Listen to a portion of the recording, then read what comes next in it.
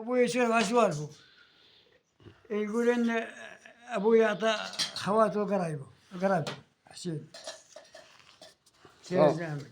هذا عم تركي محمد حسين الزامل، وهاي الحمد لله رب العالمين أولاده، وهاي عمامنا أولاد حمود، وهذا احنا إن شاء الله أولادهم. يا جدي، نعم. أنت شو سمعت من قرابتك يقولوا أبوك وجدك؟ منو؟ قرابتك أبوك وجدك شو سمعت عنهم يقولوا عن مريم الزامل وعن جوزها؟ مريم؟ إيه.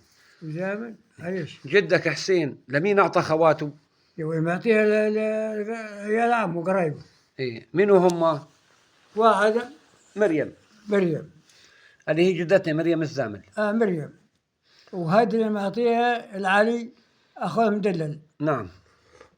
فهمت الحكته هذه بعد. نعم. ووضحها معطيها لابو خالي عايد.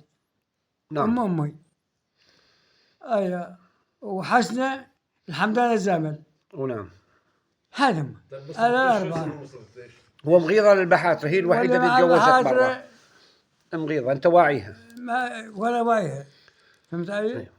منين جانا اسمك طيش؟ احنا الحمودية، أولاد أحمد المحمودي وحمود. طيش يقول حرمة يا خي، قال ولد كل ما يجي ولد يموت. ونادى نظر نطابع عجي خرقت شنو. وطيب عجي وقعت شنو مسمي لك طيش دبك. من هيك اجانا اللبق. ها؟ اللقب جانا من قطيش من هذا العجل اللي من عيد الزمن. ونعم والله ونعم منك. ما ادري عاد انا السالفه. انا اللي يموت كذا؟ لا انت تسمع سوالف ابوك وجدك. انا اسولف على سوالف الاولين اللي ما توكل دم انت. انا مؤكده. نعم. حسين معطي خواته قرايبه الزامل. فهمت علي؟ نعم. مغيضة معطيها للبعاثرة. ونعم. بعترية. ونعم. زناب. ونعم. ولا هادلة ومريم ووضحى وحسنة لعيال عمه. هذا على سوالف ابويا، يقول ابويا اعطى خواته عيال عمه.